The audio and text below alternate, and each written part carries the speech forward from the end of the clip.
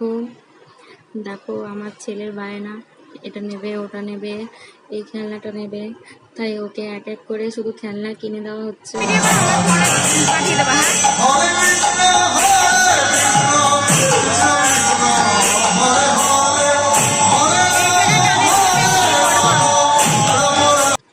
আমরা গেছিলাম মাসি বাড়িতে, তাই কীর্তন হচ্ছিল এখানে। তারপর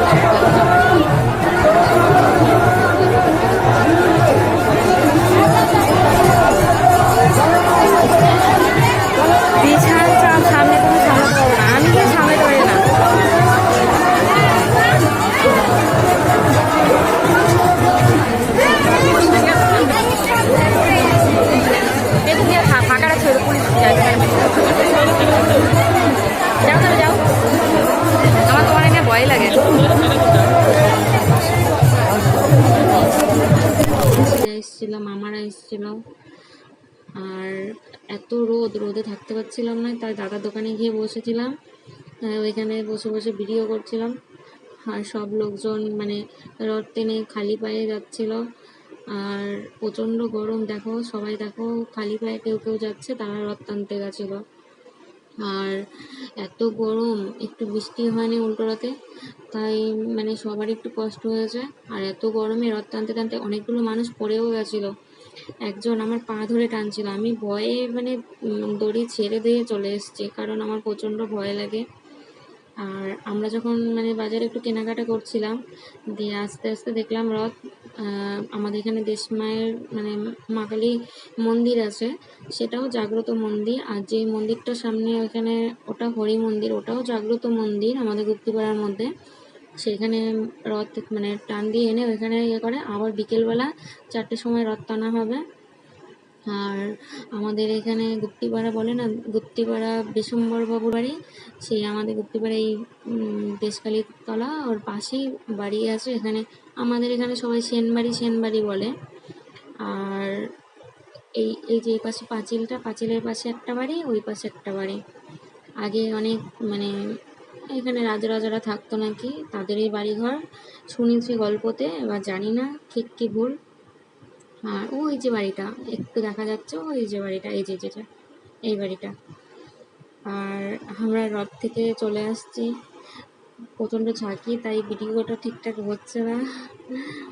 আর আমার ছেলে ফোন ধরে টানাটানি করছে, ভীষণ দুষ্টুমি করছে।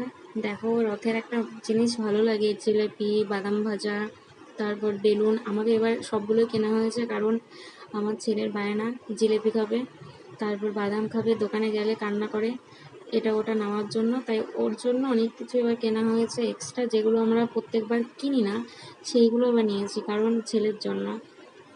বেলুন, বল, গাড়ি, মানে যার সাথে যাবে। দেখো আমাকে এখনও মেরে যাচ্ছে আমার ছেলে, এত দুষ্টুমি করছে, 1 সেকেন্ডের জন্য চুপচাপ থাকে না। এই মেলার থেকে হাত নিয়ে এসছে, হাতটা দিয়ে খেলতে খেলতে আসছে, তারপরে হাতটা দিয়ে আমাকে মারছে। মানে এত দুষ্টুমি করে যে বলা যায় না। আমরা এসেছি রথ যেখানে সারা বছরের জন্য থাকে ওইখানটায়, ওই যে ওইখানে সব লোকজন বসে আছে তার সাইডে ওইখানটায়। আর এই যে ওই ঘরটা, ওইখানে জগন্নাথ বলরাম সুভদ্রা 3জনকে চান করায়। আর এইখানটায় মন্দিরটা সেভাবে আসেনি, আমি তোমাকে একটা পরের ভিডিও করবো বড় করে, আমি আবার বাড়িতে যাই তখন তোমাদের সবাই দেখাবো যে ভিডিও ক্যামেরা আসছে। ওই যখন এদিকে আসবে তখন ওইখানে গিয়ে সবাই ওই যেখানে চান করায় মন্দিরটা ওইখানে উঠে সবাই ভিডিও করবে। আর দেখো কত লোক, মানে সব দূর দূরান্ত থেকে এসছে, তাদের মানে এখানে ভোগ খাওয়ানো হয় খিচুড়ি।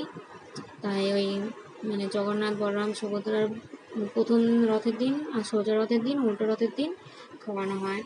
আমাদের এখানে অনেক দূর থেকে লোক এসছে, তোমার দেখাচ্ছে। দেখো দেখো সবাই খাচ্ছে, আমিও খাবো, আমিও ছাড়িনি, কারণ প্রথম রথের দিন আমি খেতে পারিনি, তাই একটু কষ্ট হচ্ছিল। এমন ভোগের প্রসাদ কেউ ছাড়া যায়, দেখো সবাই খাচ্ছে, সবাই বসে বসে অনেক দূর দূরান্ত থেকে এসছে তারাও খাচ্ছে। দেখো আমার তো খুব ভালো লাগে, আমিও খেয়েছিলাম, আমার ছেলেকে খাইয়েছিলাম, একটু ঝাল হয়েছিল, আমার মানে বাচ্চার পক্ষে ওটা ঠিক না, আমার ছেলে তো ঝাল খায় না, তাই ওর একটু কষ্ট হয়ে গেছিলো। আর আমিও খেয়েছিলাম, আমার মায়ের হাতে দেখো কত কিছু, আমার মা কত কিছু মেলার থেকে কিনে নিয়ে এসছে। এই দেখো খিচুড়ি গরম গরম, আমার ছেলে খাবে গরম খিচুড়ি, তাই ধরার জন্য পাগল হয়ে গেছে, কান্না করছিল খিচুড়ি খাবে বলে। আমি গিয়ে দেখলাম একটা দাদা দিচ্ছে, দাদাকে বললাম